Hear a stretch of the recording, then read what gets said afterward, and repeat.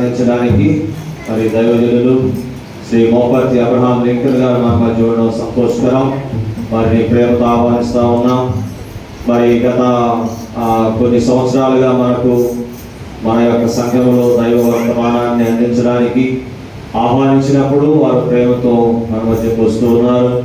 అందును బట్టి వారికి ప్రత్యేకమైనటువంటి ధన్యవాదాలు. మన సంఘం లాగానే అనేక సంఘాల్లో, మన లూథరన్ సంఘాలు, అలాగే లూథరన్ సంఘాలు కాక ఇంకా మిగిలినటువంటి అనేక డినామినేషన్స్లో వారు దేవుని వాక్యాన్ని ప్రకటించడానికి దేవుడు వారిని వాడుకుంటూ ఉన్నారు. మరి వారు దేవుని వాక్యాన్ని మనకు అందిస్తారు. అందరం కలిసి మూడవ ఆదివారంలో ఆంధ్ర యువాంజలికల్ సంఘంలో గొడవపల్లి ప్యారిష్లో ఈ పరిశుద్ధ దినమున మీ అందరితో చేరి దేవుని యొక్క వర్తమానాన్ని పంచుకోవడానికి దేవుడు నాకు అనుగ్రహించిన సమయాన్ని బట్టి ఆయుష్ను రక్షించిన నా యేసయ్యకు వందనములు చెల్లిస్తూ గురుమండల అధ్యక్షుల వారు పద్మనాభం గారికి, పెద్దలకు, పిసిసి వారికి, స్టేట్ సమాజం వారికి, యవనస్తులు, స్వాస్థ్యమైన అందరికీ కూడా వందనములు చెల్లిస్తూ ఉన్నాను. ఈ భయంకరమైనటువంటి వేసవిలో దేవుడు తన చల్లని రెక్కల చాటున మనందరినీ భద్రపరిచి ఆరోగ్యవంతులుగా నడిచి దేవునికి కృతజ్ఞతాస్తుతులు చెల్లించేటటువంటి ఆదివారంలో మనం ప్రవేశపెట్టినందుకు దేవునికి వందనములు చెల్లిస్తూ ఉన్నాం. ఇది మన నిర్దేశించబడినటువంటి 3 పాఠ్య భాగాలలోని అంశాలను మీ ముందుకు తీసుకురావడానికి నేను ప్రయత్నము చేస్తూ ఉన్నాను. మొదటిగా పాత నిబంధన గ్రంథంలోని విలాప వాక్యములు 3వ అధ్యాయము 18వ వచనం నుండి 26వ వచనము వరకు మనము చదువుకొని ఉన్నాం. ఈ వచనాలలో ఉన్నటువంటి ముఖ్యమైన భాగము ఏమిటంటే దుఃఖము నుండి నిరీక్షణకు మారుట. దుఃఖము నుండి నిరీక్షణకు మారుట. ఈ వచనాలలో ఇర్మియా ప్రవక్త యెరూషలేము నాశన సమయంలో పడిన తీవ్రమైనటువంటి వేదన, బాధ, చింత మనం చూడగలుగుతూ ఉన్నాం. కానీ ఈ వేదన, బాధ, చింత కాలంలో ఆయన దేవుని యొక్క కృపను, నమ్మకత్వాన్ని జ్ఞాపకము చేసుకొని పొందినటువంటి నిరీక్షణను మనము గమనించగలుగుతూ ఉన్నాం. అందుకని ఈ వచనాలలో ఉన్నటువంటి అంశాన్ని దుఃఖము నుండి నిరీక్షణకు మారేటటువంటి ఒక అద్భుతమైన భాగానికి ఈ వచనాలు తెరలేపుతూ ఉన్నాయి. ఇర్మియా తన శ్రమ, ఆశ కోల్పోవడం మరియు చేతు అనుభవాలను 18వ వచనం నుండి 26వ వచనాలలో ఆయన జ్ఞాపకము చేసుకుంటూ ఉన్నాడు. తన ఆత్మ కృంగిపోతున్నట్టుగా భావిస్తూ ఉన్నాడు. ఇది దేవుని యొక్క ప్రజలకు కలిగిన తీవ్రమైన ఆత్మీయ, శారీరక మరియు భావోద్వేగమైనటువంటి వేదనను కలుగజేస్తూ ఉంటున్నది. ఇంతటి భయంకరమైనటువంటి పరిస్థితులలో కూడా ఇర్మియా తన మనస్సులో ఒక విషయాన్ని జ్ఞాపకం చేసుకున్న ద్వారా ఆయన నిరీక్షణ పొందుచూ ఉన్నారు. 22, 23 వచనాలలో గొప్ప నిరీక్షణ. యెహోవా కృపగలవాడు, ఆయన వాత్సల్యత ఎడతెగక నిలుచున్నది కనుక మనము నిర్మూలము కాకున్న వారము అనుదినము నూతనముగా ఆయనకు వాత్సల్యత పుట్టుచున్నది. నీవు ఎంతైనా నమ్మదగిన వాడు.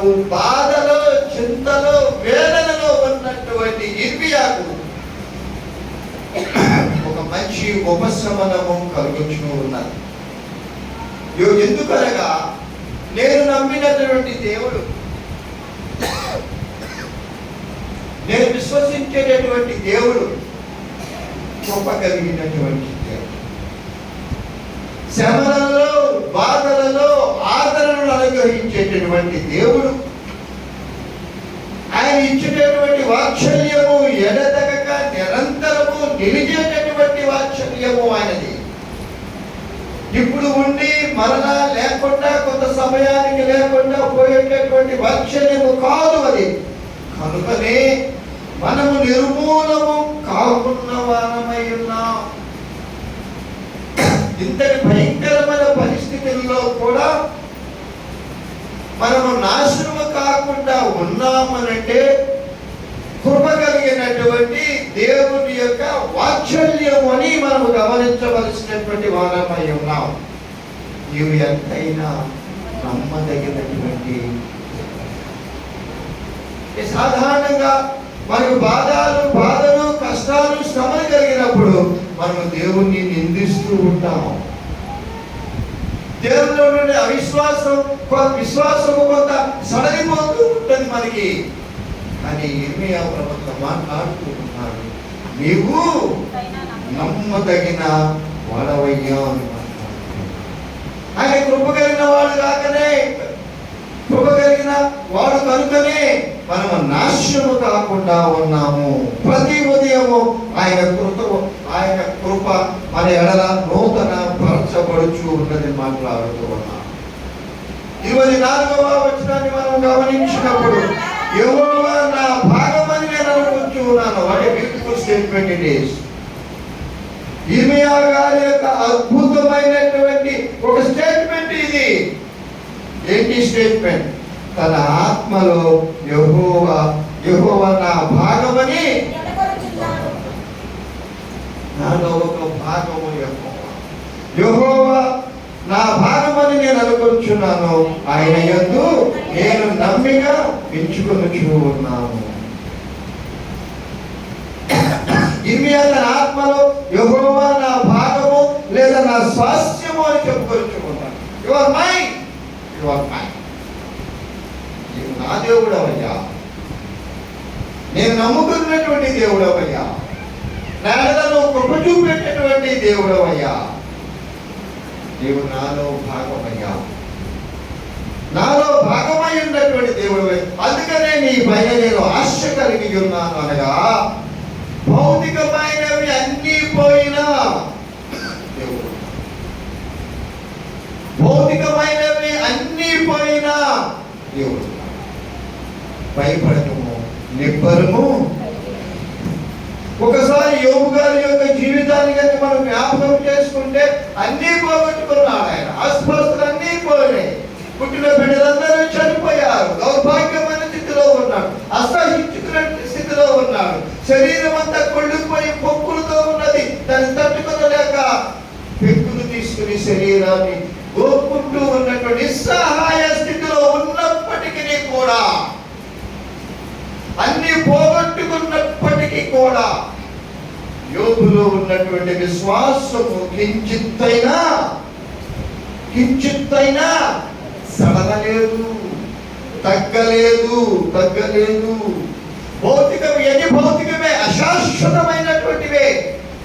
ఈ లోకంలో నేను జీవిస్తూ ఉన్నటువంటి జీవితంలో అనుభవిస్తూ ఉన్నటువంటి ఈ సిరి సంపదలు, ఈ ఆశుపాస్తులు, ఈ స్థితులు, ఈ ధనధాన్యాలు, ఇవన్నీ కూడా అశాశ్వతమైనటువంటివే. ఇవన్నీ పోయినా దేవుడు ఉన్నాడు. కృప కలిగిన దేవుడు ఉన్నాడు.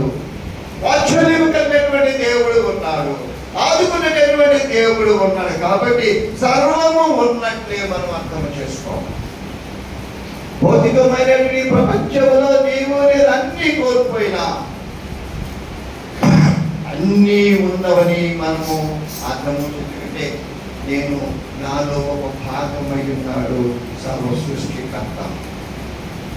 25-26 వచనాలలో తన్ను ఆశ్రయించు వారి ఎడల యెహోవా దయాళుడు, తన్ను వెతుకు వారి ఎడల ఆయన దయచూపు వాడు. నన్ను ఆశ కలిగి యెహోవా అనుగ్రహించు రక్షణ కొరకు ఓపికతో కనిపెట్టుట పేషెన్స్ ఫర్ హిస్ సాల్వేషన్. రక్షణ కొరకు ఓపికతో మనము కనిపెట్టవలసిన వాళ్ళమై ఉన్నాం. యెహోవా కొరకు ఎదురు చూచు వారికి, తనకు నన్ను వెతుకు ఆత్మకు ఆయన చాలా మంచివాడు,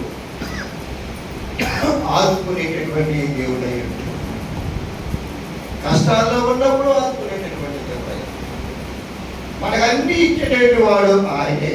ఆయన రక్షణ కొరకై మనం ఏం చేయాలంటే మౌనముగా మనము ఎదురు చూడవలసిన వారమై ఉంటున్నాం. అది విశ్వాసులైనటువంటి మనందరికీ కూడా ఎంతో మేలుకరమైనటువంటిది. ప్రభు మార్గము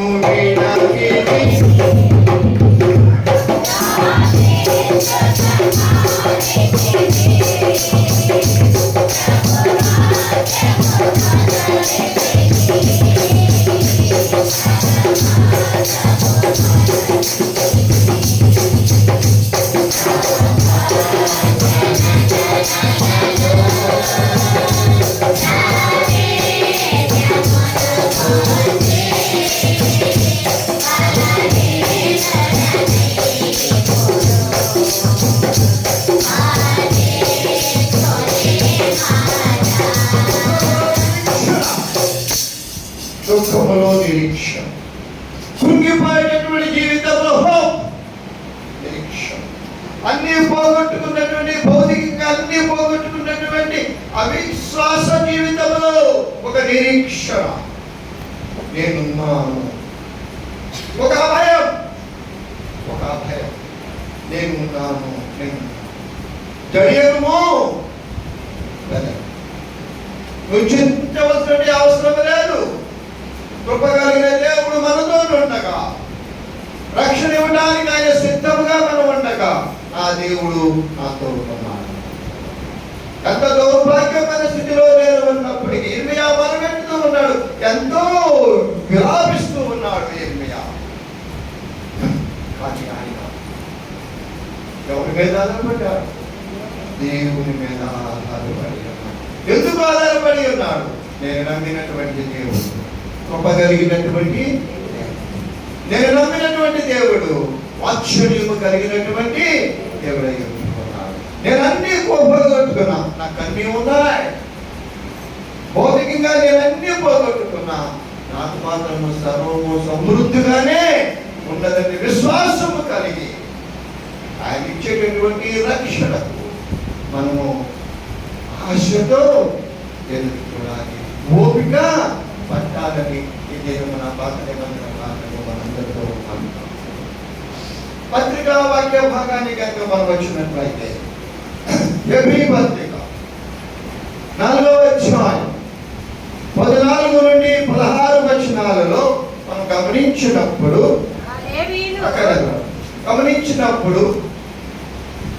కృప కనికరము కావాలా?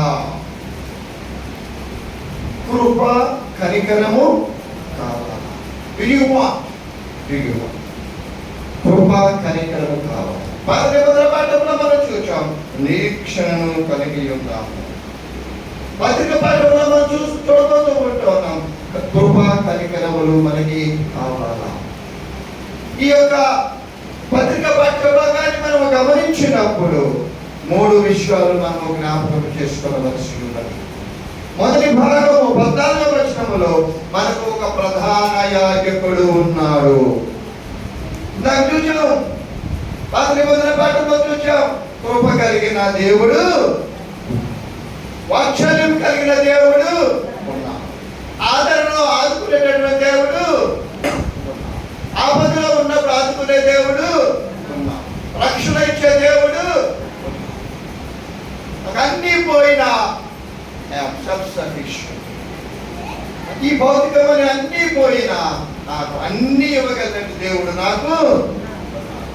ఇప్పుడు మనం చూస్తూ ఉన్నాం పత్రిక పాఠ్య భాగంలో 3 భాగాలు మనం ధ్యానం చేసుకోవచ్చు. మొదటిది, మనకు ఒక ప్రధాన యాజకుడు ఉన్నాడు. 14వ వచనం. 15వ వచనం చూసినట్లయితే, ఆయన మన పట్ల సానుభూతి చూపగలడు. ఆయన మన పట్ల సానుభూతి చూపగలడు. 3వ చూసినట్లయితే, ఆయన కనికరాన్ని మరియు కృపను అనుగ్రహిస్తాడు. 16వ వచనం. 14వ వచనంలో మనకు ఒక ప్రధాన యాజకుడు ఉన్నాడు. 15వ వచనంలో మన పట్ల సానుభూతి చూపగలిగిన వాడు ఉన్నాడు. 16వ వచనంలో ఆయన కనికరాన్ని మరియు కృపను అనుగ్రహిస్తాడు. మొట్టమొదటి భాగాన్ని చూద్దాం. మనకు ఒక ప్రధాన యాజకుడు ఉన్నాడు.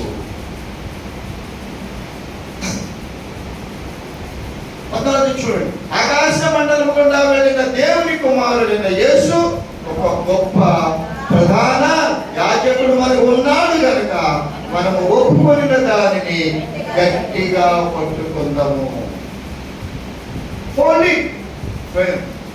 గట్టిగా పట్టుకుందాం. ఎందుకనగా ఆకాశ మండలం గుండా వెళ్ళిన దేవుని కుమారుడు యేసును గొప్ప ప్రధాన యాజకుడు మనకు ఉన్నాడు. మనకు ఉన్నత స్థలము నుండి కనికరము అవసరమా? మనకు ఉన్నత స్థలము నుండి కనికరము అవసరమా? మనకు ప్రభువు నుండి కృప అవసరమా? మనకు కృపను మరియు కనికరాన్ని అనుగ్రహించడానికి సిద్ధముగా ఇష్టపూర్వకంగా ఉన్న ఒక ప్రధాన యాజకుడు ఉన్నాడు. మనకు కృపనిచ్చేటటువంటి ప్రధాన యాజకుడు ఉన్నాడు.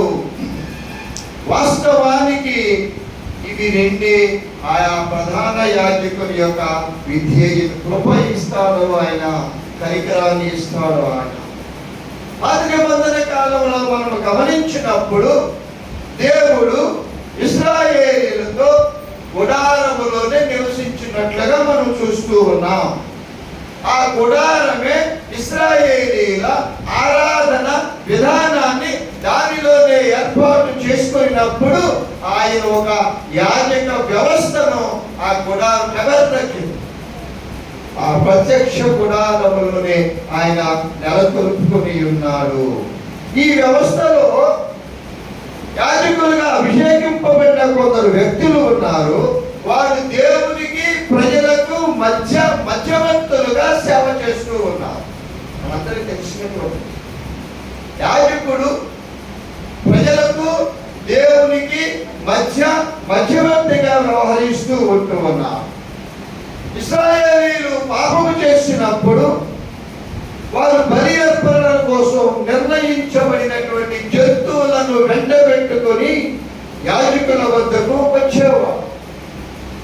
వారు తమ పాపాలను ఒప్పుకోవడానికి సిద్ధపడి వచ్చేవారు.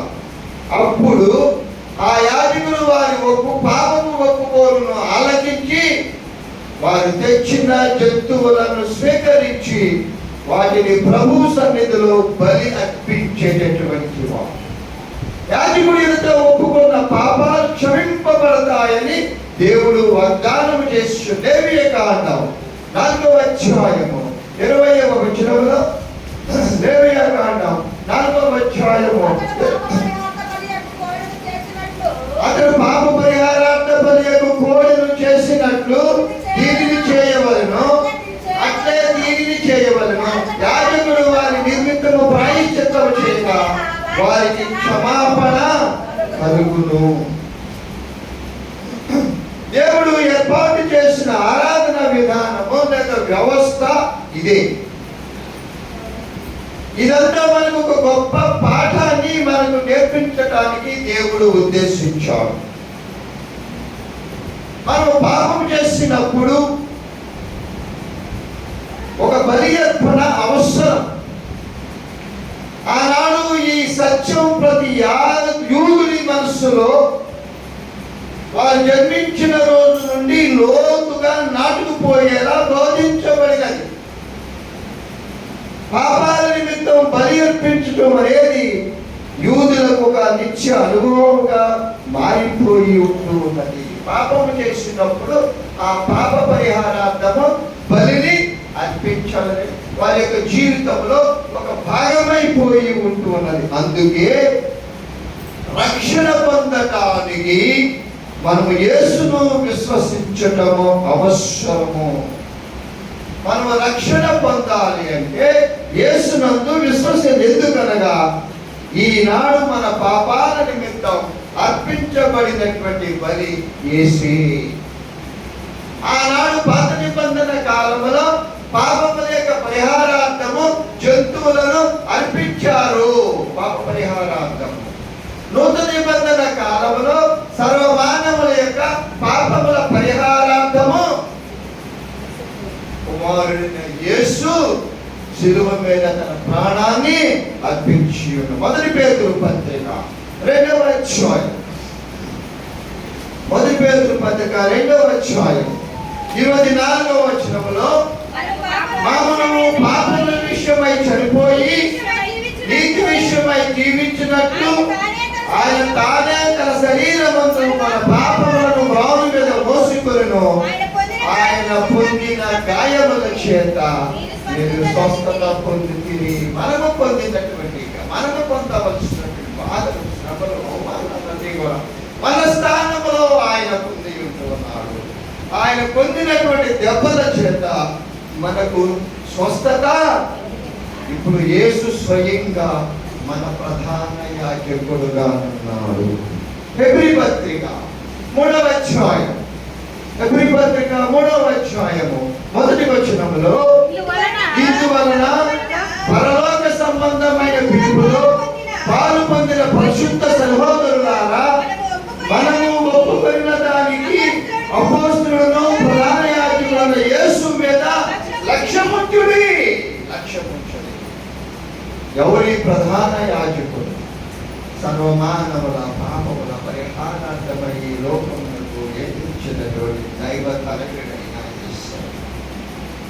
ఆయన యందు లక్ష్యముంచుడి. మనకు కనికరము కృప అవసరమా? మనకు ఒక ప్రధాన యాజకుడు ఉన్నాడని 14వ వచనంలో చూస్తూ ఉన్నాం. ఆయన కృపను కనికరాన్ని అనుగ్రహించడానికి సిద్ధంగా ఆసక్తితో ఉన్నాడు విశ్వాసులారా. కృపను అనుగ్రహించడానికి ఆయన సిద్ధంగా ఉన్నాడు. ఆయనను మనము అంగీకరిస్తామా? రెండవదిగా మనం చూసినట్లయితే ఆయన మన పట్ల సానుభూతిని, 15వ వచనం చూస్తూ ఉన్నాం. ఆయన మన పట్ల సానుభూతిని కలిగి ఉన్నాడు.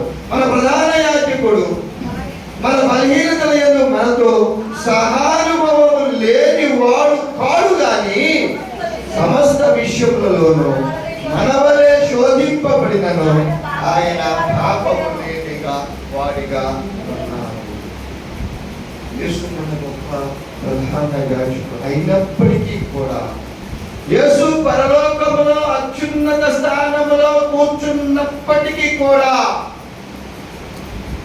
యేసుకు అన్ని పేర్ల కంటే ఉన్నతమైన పేరు ఇవ్వబడినప్పటికీ ఆయన మనకంటే ఉన్నతుడు కాదు. ఎందుకనగా ఆయన మనలాంటి వాడిగా ఈ లోకంలో జీవించాడు. ఆయన మనలో ఒకడిగా ఉన్నాడు, శరీరధారిగా ఉన్నాడు. ఆయన మన మధ్య నివసించి ఉన్నాడు. ఆయన జననం, ఆయన జీవితం, ఆయన మరణం, సంతోషాలు, బాధలు, ఆనందం, బలహీనతలను ఆయన అన్ని అనుభవించాడు. ఆయన మనము మానవులుగా ఈ లోకంలో మనమేమి అనుభవిస్తూ ఉంటూ ఉన్నామో ఆయన రక్త మాంసం కలిగిన వాడిగా శరీరధారిగా ఈ లోకంలో ఉన్నప్పుడు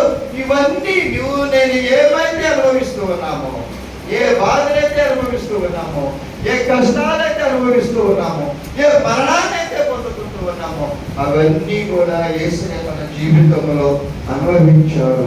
బలహీనమైన మానవుడిగా ఉండటము ఎలాగో యేసయ్యకు తెలుసు. అని మన పట్ల గొప్ప జాలి కలిగి ఉన్నాడు ఆయన.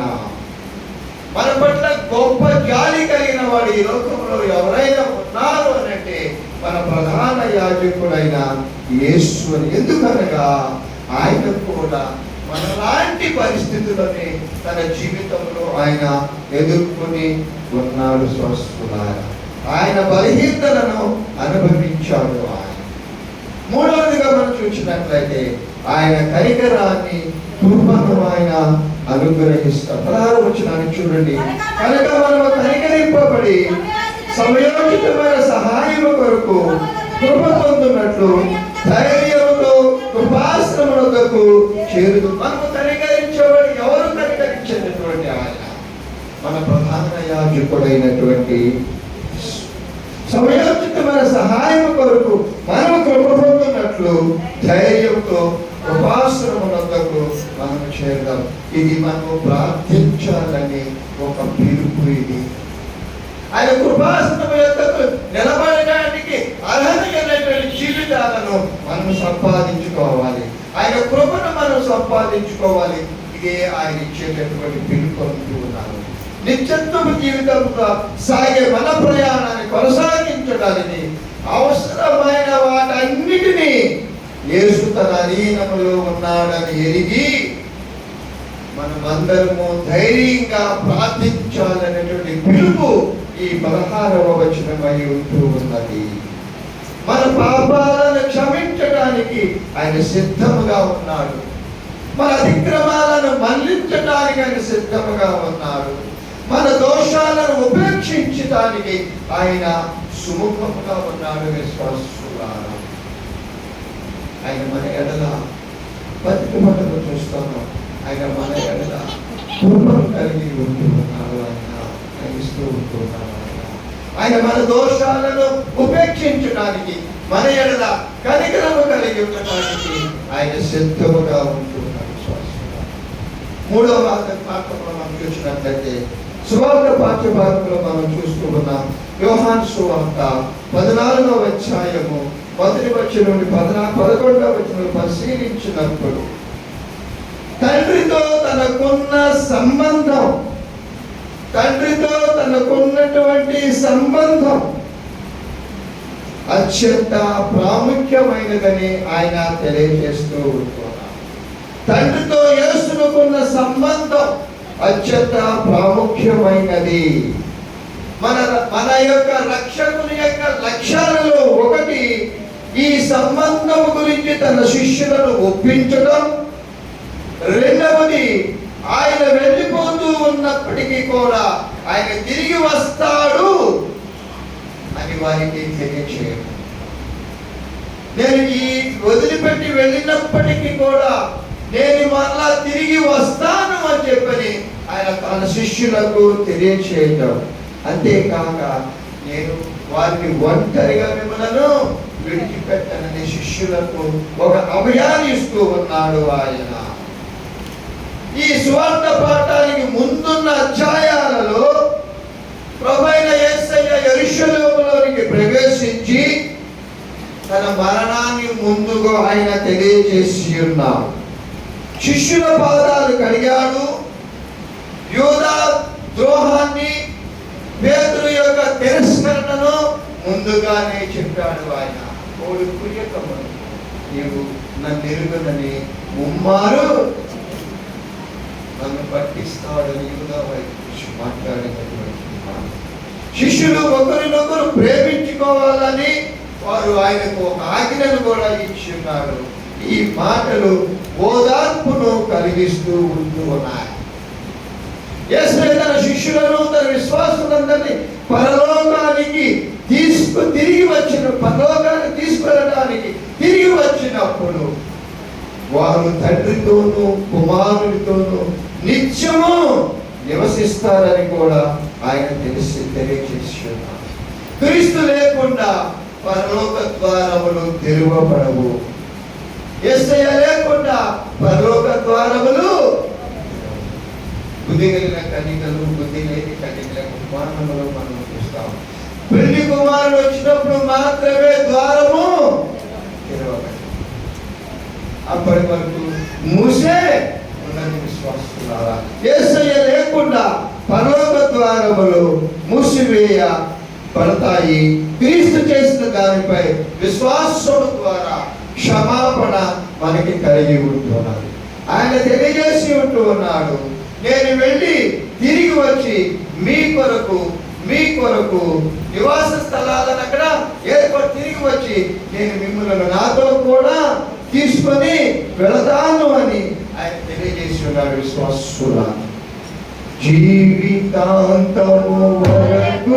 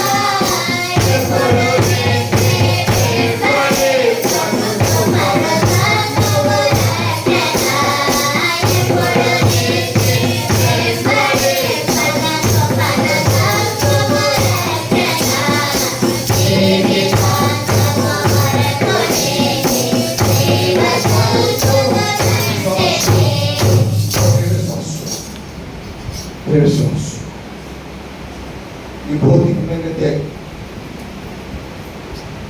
ఈ కాలం, ఈ లోకం, ఇన్ని ఆశలు, ఇన్ని నేత్రములు, మిరుమిట్లు వెలువడిన ఆకర్షణలు ఉన్నారు. నా దేవుడు ఆయన వస్తారు మహిమలో ఆయన నుండి చోటుకు తీసుకుని నిరీక్షణ, అతని బంధంలో రాజ్యం నిరీక్షణ స్వంతమైన చెప్పు. నేను వెళ్ళి మీ కొరకు స్థలాన్ని సిద్ధపరిచి నాతో కూడా మీరును ఉండులాగున నేను మిమ్మల్ని తీసుకొని క్రైస్తవ నిరీక్షణ, క్రైస్తవ విశ్వాసం, ఆ నిరీక్షణలో మనందరూ ఎల్లప్పుడూ జీవించులాగా దేవుడు మన కృపను మనందరికీ అనుగ్రహించునుగాక. ఆమేన్. నాకు అవకాశం ఇచ్చింది దేవుడు వందనములు చెల్లిస్తూ ఎంతో ప్రేమతో మరియు సాయంగా పిలిచి వారి సందేశాన్ని అందించమన్నాను పిలిచినటువంటి గురు మండల అధ్యక్షుడు సంఘం విశ్వాసులైన వీళ్ళందరికీ కూడా యేసయ్య నామములో నా నిరీక్షణ కలిగి జీవితం, నిరీక్షణ కలిగి జీవితం. దేవుని యొక్క మహిమను ఆయన ఉండే చోటులో నీవు నేను ప్రవేశిస్తాం. అటువంటి నిరీక్షణ కలిగిన వారిపై మనందరూ జీవించాలని నా సాధన అందరికీ దేవుని నామములో వందనములు చెల్లిస్తూ వీరి నుండి సెలవు తీసుకుంటున్నాను. దేవుడు మనందరినీ తన చల్లని సాగున ఈ భయంకరమైన వేసవిలో మనం